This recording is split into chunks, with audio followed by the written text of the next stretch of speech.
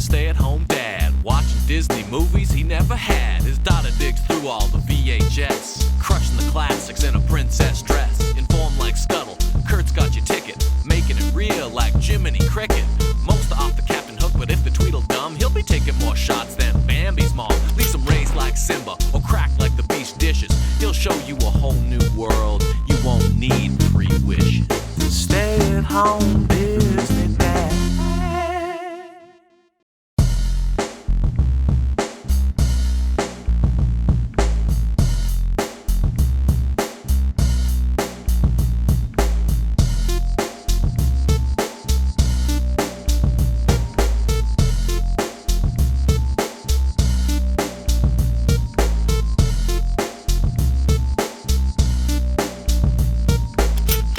Time for some sports. This VHS cover really sets the stage, doesn't it?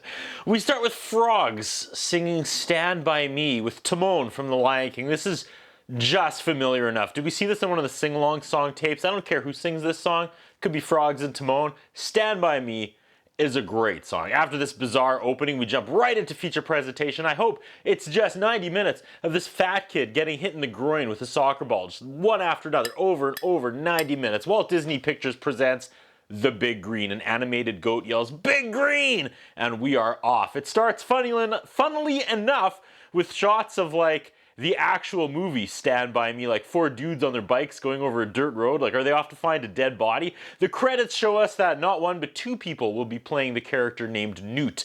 They're not twins either, different names, curious. There's some oddly inspiring, like Amanda Marshall pop song playing over this as they arrive at a park. They bust out the Cheetos, they lay down and they dump the Cheetos all over themselves. What is happening?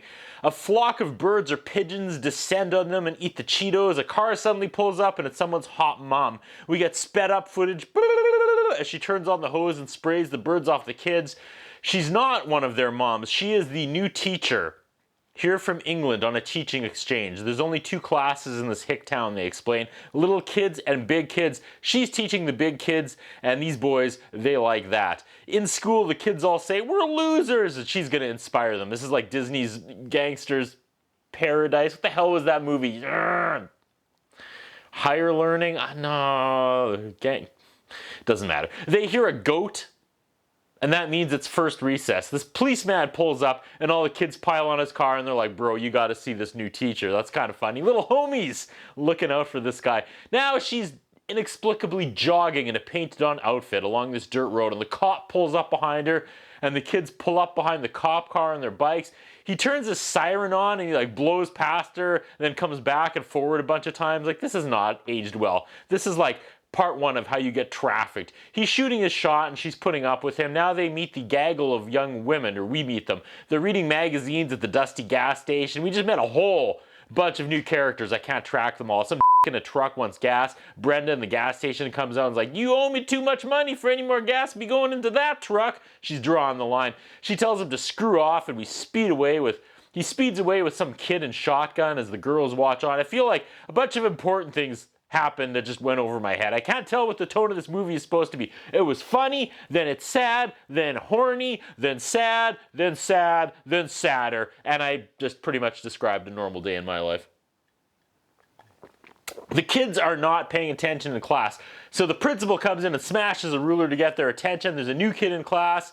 He's shy. I should also point out that it's been 20 minutes now and the fat kid hasn't been hitting the nuts yet with a ball. I want my money back. Hot teacher's gonna teach geography and the kids pretend to snore, so she picks up the globe and she starts like boop, boop, boop, boop, soccering it off her knees and forehead. She can play soccer or football or whatever they call it because she's from England. She takes them outside to play soccer and they say, "We're American, we don't like soccer." Awesome. The new kid starts leaving and the rest stay and practice after school. All the kids have fun kicking the ball around. The cop comes and she uses his megaphone to coach them from across the field. She suddenly books them into a league and they have their first game tomorrow and it's in Austin, which is 1,000,000 miles away. Things are moving quickly here in the Big Green. She asks the cop to help drive the kids to Austin tomorrow and help him get an extra kid to play because they're down 1. So the cop goes to that new kid's house with the trailer and asks the mom if her son can play, and she's like, "My son doesn't like sports," and closes the door. But her son wants to play, but she doesn't want him. She's like, Don't make friends here. We're leaving again soon. We meet some other grubby kid, and this is Newt. Which actor is it? I couldn't tell you. The boys load into the cop car. They arrive in Austin, and the team they are playing are like just trained machines. The girls drove in Hot Teacher's convertible. They have to name their team. They don't have a name. They accidentally brought the goat with them. Police officer knows the other coach. It's Jay Hoffer. Hoffer is a no-nonsense coach with an incredible team. He tries to dunk on the cop in front of Hot Teacher. Move. Coach Jay Hoffer gets on his megaphone and tells his own team that this small-town hick team has little kids and girls on their team. This is not soccer. Ouch. The game is about to start. His team are the Knights. They're machines. They shoot on the net. Their goalie ducks. The game is predictably a slaughter. 7-0, 10-0. It's half, and the good guys' team are battered and bruised, but they're getting a speech, and a high-energy montage starts the second half, and it doesn't go any better. 16-0. The Knights finally win 18-0. Hoffer swaggers over and gives Coach Cop advice. Lose the girls. Actually, lose them all on the team. Oof. We go to the next day. Rock bottom. Rebuild the team from scratch part of the movie. As it happens, the hick cop... Oh, he used to play as well. He impresses them with his huge kick. The field they practice in is called the Big Green, so that's what they name their team. Cue the practice montage in 3, 2, 1. Hot Teacher fat shames the cop, and all the kids laugh. Wow, this actor is so familiar. He's in everything, but man, what's he? He's Short Circuit. I mean, a million other things, but I know him best from Short Circuit, which probably says a lot about me. The cop lets the kids drive his cop car for no reason, while Willie Nelson's on the road again, plays.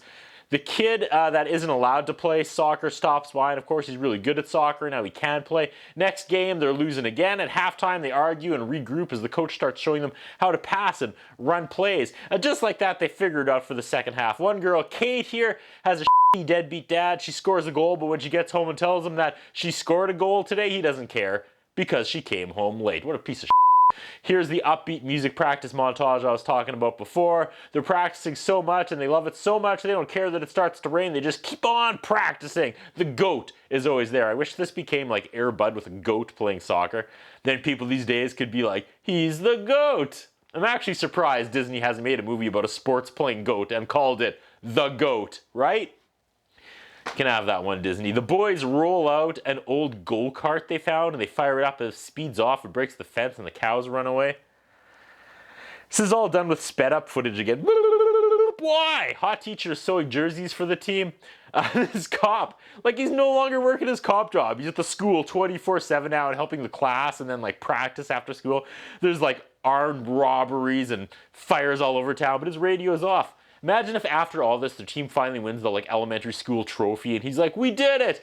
And he goes in for a kiss and Hot Teacher's like, oh no, sorry, I have a fiance back in England. That's what I hope happens here. More games, they're scoring goals, they're getting competitive. At school, they surprise Hot Teacher with a cake, but she's sad. Is she going back home? She's going back home, isn't she? Hasn't announced it yet, but that look on her face would imply that her time here is almost up. The big championship game is Saturday. Wait, what? They're in the championship game? Okay, that old, get rid of the girls, Coach Biff or whoever, Coach Hoffer with the Knights, comes into the dive bar and he's all standoffish. He sees a picture of the foreign kid, that one whose mom didn't want him to play, the one that's really good on the team. And Kate's dad is also there drinking and he wonders aloud, I wonder if his mom and him are here in the U.S. illegally. Hoffer likes the sound of that. And he's right. His mom was right. Don't make friends because they're leaving again soon because him and his mom are not here legally. There's a complaint filed against them. The cop checks in on him. Mom admits she got a fake social insurance number to work in the U.S. Ruh-roh, they pack everything into their car, but Kate, who is all into the boy, is biking to their trailer. She sees the cop talking to them at their place. Then she goes back, she tells the rest of the team that something's up, and they run to the house or trailer, but Juan, that's the soccer-playing kid's name, him and his mom are gone. They packed up and left. Kate, she had the hots for Juan, and she blames the coach cop for making them leave because she saw him there talking to him. Okay, there's a lot of story going on here. Kate is the girl with the dad, and the dad was the guy at the bar talking to a mean coach and gossiping about Juan, wondering if him and his mom are in the country legally or not. Hot Teacher's now talking to Kate, trying to get her to forgive Coach Cop. The kids don't even know if they want to play tomorrow's big game without Juan, and they think they should just forfeit. Teacher asks Kate, what do you think Juan would want you to do? To forfeit?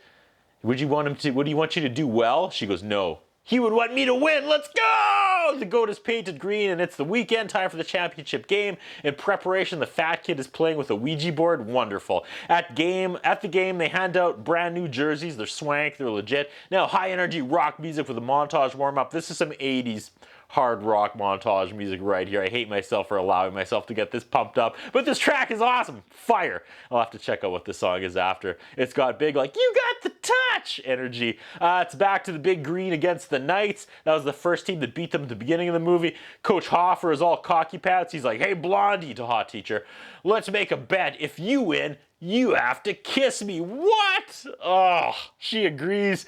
But if they win, then Hoffer has to the goat. No, sorry, he has to kiss the goat. Cop coach isn't there yet. He's missing. They have to start the game without him. It's Junior Soccer Championship. That's what this is. The Austin Knights are undefeated so far this season. The game starts and they're going to get murdered until Coach Cop shows back up with Juan. I think a funny twist would be, though, if they're all like, where's Coach Cop? And then we hard cut to Coach Cop just like doing blowing hooker. Totally forgot about the game, not caring about any of this at all on this Saturday. The goalie or keeper makes a save. It's 2-0 for the Knights. Kate's deadbeat dad shows up. Oh, guys. Kate turns and sees her dad. She's like, yeah, let's castrate these Knights. It's half and it's only 2-0. That's not bad. One camera op follows the goal kick really poorly. Like, they didn't want to try that shot a second time. So yeah, Coach Cop shows up with Juan and his mom. Kate is like, yeah, boy. Kate says, next time you leave, you have to say goodbye. And Juan goes, next time I leave, I'm going to take you with me, Kate. Jesus Christ. Big Green's getting hot. Someone holds up a sideways sign that says, go Newt in the background. Not sure if that was intentional or not. Juan passes it. They score. It's 1-2. Final minute of play. Juan scores like he will later with Kate. But he ties up the game here and we go straight into penalty kicks. Every team gets 5 kickers. Newt goes, I'll go last. I'll be number 5, and everyone laughs in his face. The goalie is terrified, but Hot Teacher talks him off the ledge and he gets it to the net. This movie is picking up, I'll admit. Are they going to swerve us, or is Newt just going to win this whole thing? Knights score the first kick 1-0. Juan scores 1-1. Knights score 2-1. Kate scores 2-2. Knights score 3-2. Sophie scores for Big Green 3-3. Green goalie stops the ball. Nick Anderson then blows it for the Big Green, shaming the entire Anderson name. It's down to 1 Knight and Newt. The mean Coach Hoffer's son is the last kicker for the Knights. Is this where he finally takes it in the nuts? There's real drama here as the goalie saves the ball and shuts down mean Coach's son. There's 1 kicker left. It's Newt, still tied 3-3. He needs to make this slow-mo Newt kick, and it does go in. We get the Big Green winning. Newt is a hero. So many unrealistic life lessons in this movie, but I digress. People chant, kiss the goat, and Coach Hoffer does and is humiliated. I'm ruined! Coach Cop and his Hot Teacher eat each other's faces in front of all the mums and dads. Big billboard in the city now of the team as the champions. Okay, the hair metal song I was wondering about is called As Long As We Can Walk by Jeff Paris and the Immigrants.